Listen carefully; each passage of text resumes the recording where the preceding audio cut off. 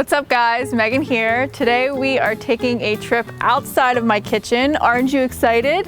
Speaking of oranges, we are here at my friend Jamil's cousin's citrus orchard. So we're gonna be chatting up with Jamil and looking at all the different types of oranges that we have here, and there's some lemons and grapefruit. So let's get started and go pick some citrus. What's up guys? So I'm here with Jamil, and he's going to be telling us about the different types of citrus that we have on this orchard. There's a lot of oranges in this area, a lot of citrus in this area, and I've tasted some of them and they kind of don't taste so great. So I wanted Jamil to explain to us why this citrus is so delicious. There's a certain technique that we have. So, well, I guess to start out with the history, my dad's uncle, he planted all of these trees here in the 1950s, so about 60 years ago. And he actually grafted all of them onto like a different rootstock that it supports the land here better, and it's really strong. So all these different varieties were planted on like a sour orange rootstock. So sometimes you'll go around and taste some of them and they taste sour, but it's a really good rootstock in the area. So he planted all these. It's on an irrigated lot. That means they flood the whole entire property with water, and I think that's why they're so tasty. It gets the water all the way into the roots and up into the oranges. Yeah, I've had these and they are like absolutely incredible. They're so sweet compared to any of the other ones. My cousin has a tree. Her oranges are pretty good, but they're like, they don't compare to this. So there's a bunch of different types of citrus here. What kinds do we have? Well, there's about 30 trees here total, and majority of them are Arizona sweets, and they're really juicy. There's also two different types of tangelos, some tangerines, grapefruits, and even a lemon tree. Okay, I think this is an AZ sweet. So they're usually not like super huge, right? Like not like the Valencia or the navels get like really big. Yeah, some of them are a little bit smaller, but they're perfect for juicing, really sweet. Yeah, we've been juicing a lot of them. It makes incredible orange juice, and like you mix it all together and it's like super flavorful, like the tangelos and the AZ sweets. So you've been doing the low-fat raw vegan diet for a while now, right? Like I've been transitioning over probably the past year, and having great results so far. It's just I love eating high water content fruits, and it's just delicious. And you're an athlete as well. You're a runner. Right, I've been running like ultra marathons for about 5 years now. So what sort of difference have you noticed since you have been transitioning, like with recovery and everything? I've noticed that like, I've definitely leaned out a little bit, and have a lot of energy and just feel really clean inside. Whenever I eat like a fruit meal, like big smoothie of bananas, I don't really have any digestive issues, whereas if I eat some type of heavy cooked meal, I'll be having issues the next day. So okay. And it's definitely improved like your endurance and everything. Have you noticed a difference with your race times? I mean, not specifically, but I just feel I just feel a lot better about the way I'm eating now. Cutting out a lot of the animal products, just feel a lot better about that overall. Awesome. And you run a marathon sort of like racing business where you set up races, right? Do you want to talk a little bit about that?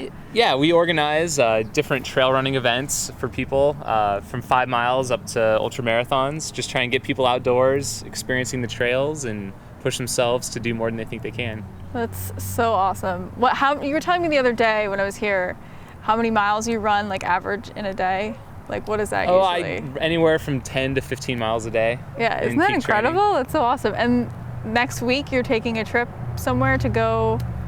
We're going down to Mexico to the Copper Canyons. We're running with the Tarahumara Indians. They're the ones that run in the tire sandals. You may have read the book Born to Run. Yeah. They're in there. That is so cool. Have you been to any other countries to do races? Just Mexico and the US so far. Okay. Cool. Yeah. So if people want to find out about your races or get more information about that, what's your website that they can go to? So they can go to aztrailrun.com. All right, so we're in front of a mandarin tree. There's not very many on it this year. It only produces every other year, and this is the off year, but Jamil's gonna show you what it looks like inside and tell you about this one. This is your favorite one, right? This is one of my favorite citrus right here. This is a Kino mandarin. That's the sub variety. I can just smell the sweetness right here. We're just gonna cut it open. It's got a really deep orange color. Look at that. That is beautiful. Really juicy. Yeah, I just can so smell that. sweet. It's just like, yeah, it's almost intoxicating, the smell of it. So it's just amazing. If you want to try. Yee-hoo. Yay. Wow. That is incredible. That's super sweet. It has a totally different flavor. Dang. All right, let's move along here. All right, let's see. Next one over here, we've got some Arizona Sweets. Pick one right here. Want me to hold your other one? Yeah, you can hold that one. Let's see what we got in this one. So as you can see, it's got a little bit of a more mellow color to it. These are great for juicing. And not quite as sweet as the tangerines, but these are really great. Kind of like a local specialty. Yay. Yeah, that's Kind of similar to like a Valencia orange. It's amazing the difference, like getting oranges in the store and getting them like right off the tree. They're so much more juicy and so much more flavorful. So, well, let's see what else we got here. We've got a Okay. grapefruit we can pick right here.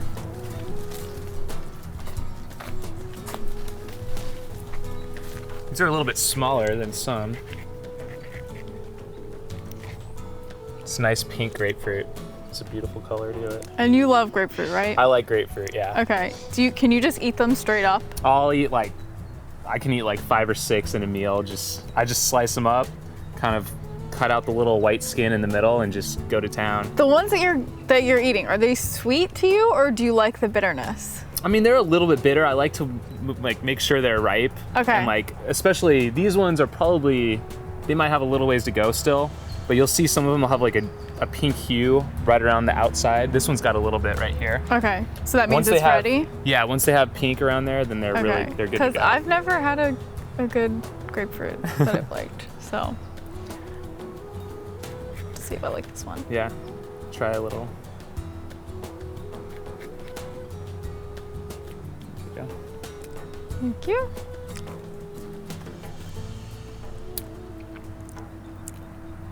You know what? That is not nearly as like sour as some other ones that I've had. It's pretty tasty. Yeah. I like it. That's. I don't know if I could eat 5, but I could eat like half of one. Normally, I can't eat one at all. So, all right. So there's different kinds of tangelo trees Yeah, up front. we're gonna so, have to go take a trip over there. Yeah, so we'll take a trip over to the front and show you guys the tangelos. Okay, so we took a little detour because we saw this interesting tree over here. This is a kumquat tree. So I've never had a good kumquat, but we're gonna try them and see. We're not quite sure if these are ripe or ready, but we're just gonna go for it. And you're supposed to just eat the whole You just put the skin and whole everything. thing in your mouth. So this will be an experiment here.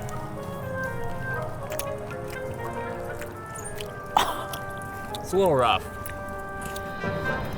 Oh, that is so sour. Woo! I'll compost that. Wow, it was like a Sour Patch Kid. Okay, so there's also pecan trees over here. So we're gonna go over here and pick up some pecans. Let's take a look. So Jamil, can you tell us how long ultra marathons are? Because a lot of the races that he hosts or runs in are ultra marathons, right? Well, ultramarathon is anything longer than a marathon, but typically they're distances of like 50 kilometers, 31 miles, 50 Okay. miles, or 100 miles. Okay, wow. Yeah, I need to step up my game. So, all right, so if you look on the ground here, you can see there's tons of pecans here. And Jamil found a pecan cracker. We got this cracker here. We're just gonna put one that we got right in there. Just gonna crack it open. And right here is the actual pecan that you see. Beautiful. Pecans are delicious, but I don't think I could make a meal of them. I might want to take a nap afterwards. So, and then next we're going to go over to the front yard and we're going to check out the tangelos and we're going to learn a little bit about grafting. All right, guys, so we're underneath the Tangelo Mineola tree right now. And Jamil was telling us about the grafting process. So we're gonna bend down here and we can check out the spot where it was actually grafted, and he's gonna tell us a little bit about how they do that. So they actually, oftentimes they won't grow these trees directly from seed because for various reasons. And they'll actually take either a lemon or a sour orange, which are easy to grow from seed. And what they'll do is they'll take like a new shoot from this tree. They would cut it with a knife, then cut the new sprouted like lemon or orange rootstock, and then graft it in there, kind of insert it and then tie it. And once it takes hold, it forms a bond, and then the new, like the tangelo tree will grow from there. And you can see this one was grafted about 50 years ago. You can see that down here is the rootstock of like the lemon or the sour orange, and then above it right here, this is where the graft was, and you can see how pronounced the difference is. And then this is the tangelo up here. It's kind of interesting to see that happen over time and what it looks like after so long, so many years. Yeah, that's really interesting. I mean, I've heard the term grafting so many times, but I never knew exactly what it was like. And basically it's like almost like you're just taking you're like mending a wound. I kind of like had to think of it in that way. Yeah, because it heals together. Yeah, so that's really cool. And that way you can get like the best tasting ones and graft them on. And I've even seen trees where they'll graft multiple varieties on one. So they'll have like 3 different citrus varieties really on cool. one tree. All right, guys, so we are over at the neighbor's house right now. And for everyone who's wondering where carob comes from and what it is, it's not only a delicious alternative to chocolate or cacao, it's a fruit and it comes in these little pods like tamarind does. So you can hear it's kind of shaking in there. So this is a carob tree. They can apparently become enormous. So there's Big enough to have a tree house in. yeah, so there's like a whole bunch of it up here. Can I crack one open? Here, I just cracked one open. Ooh, okay, so this little seed right there, that's what it looks like. And I guess they just grind it up and make like a powder out of it and then flavor things with it. So it's really delicious. All right, so here we have a navel orange, and you can tell it's a navel because right on the bottom has a little like belly button or a navel. We'll go ahead and cut this one open. This is a nice big one. You're not gonna believe this, but I didn't know that's why it was called a navel. That looks really nice. Wow, that smells super good. Let's cut this one and see. Yeah. Thank you. Mmm. Wow. It's really sweet, really smooth. Yeah, I was just gonna say that. I was like, what's the word for when it's not super acidic? Yeah, these are really ripe. Wow, that's like perfect. This is his cousin's favorite. Yeah, he won't let me pick too many of these, so we stick to the Arizona sweets. So, All right, so let's go take a look at these over here. These are the Mineola tangelos. Pick one up here, and they have nice big like stem here, and this is actually, tangelo is a cross between a grapefruit and a tangerine. It's kind of a unique.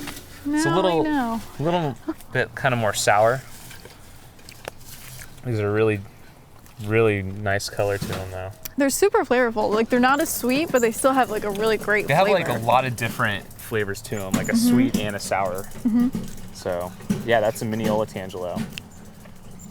And then the other tangelos that are here, they're like super juicy. I was trying to peel them and they just like fall apart. Yeah, these ones ripen a little bit earlier, and we've got some right here. So these are a little bit smaller. These are called Orlando tangelos. They don't have the pronounced top that the other ones do, but they're really ripe, really juicy. And they're really good for juicing. Like we've been mixing them in the orange juice, and it seems like there's almost like no pulp that comes out of it. Yeah, it's just just very super few juicy. seeds. Excellent. So we've seen just about all the different types of citrus that are here, and we thank you guys for coming and checking it out with us. Yeah, thank you. Stay tuned for more.